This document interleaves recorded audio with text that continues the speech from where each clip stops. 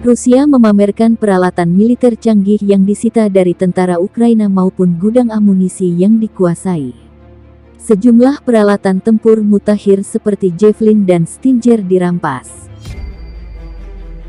Tribun Timur mengutip situs resmi Kementerian Rusia Rabu tanggal 16 Maret, alat canggih buatan Amerika Serikat ini langsung dibagikan gratis kepada pejuang Luhansk dan Donetsk di singkat Donbas.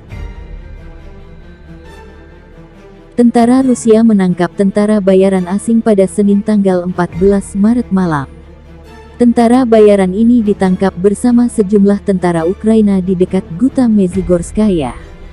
Mereka ditangkap oleh unit khusus Angkatan Udara Rusia yang menyergap, kata juru bicara Kemenhan Rusia, Mayor Jenderal Igor Konashenkov.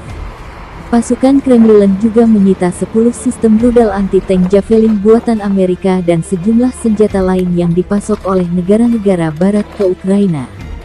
Semua sistem rudal anti-tank Javelin yang disita dan senjata asing lainnya diserahkan kepada unit-unit milisi Rakyat Republik Rakyat Donetsk dan Lugansk, lanjut Igor.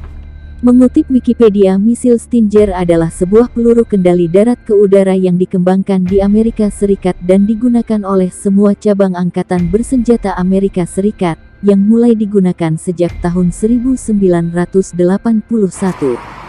Stinger diklaim senjata ampuh pasukan darat melumpuhkan pesawat tempur karena memiliki sistem sensor inframerah non-akurat. Pada masa Perang Afghanistan pada tahun 80-an, Amerika Serikat mensuplai pejuang mujahidin dengan senjata ini dan terbukti sangat ampuh untuk merontokkan pesawat-pesawat Uni Soviet di medan yang bergunung-gunung. Sementara Javelin adalah sebuah peluru kendali, rudal anti-tank portable fire and forget buatan Amerika Serikat untuk menggantikan rudal anti-tank Dragon di layanan AS. Senjata ini ampuh menghancurkan tank dengan akurasi tinggi.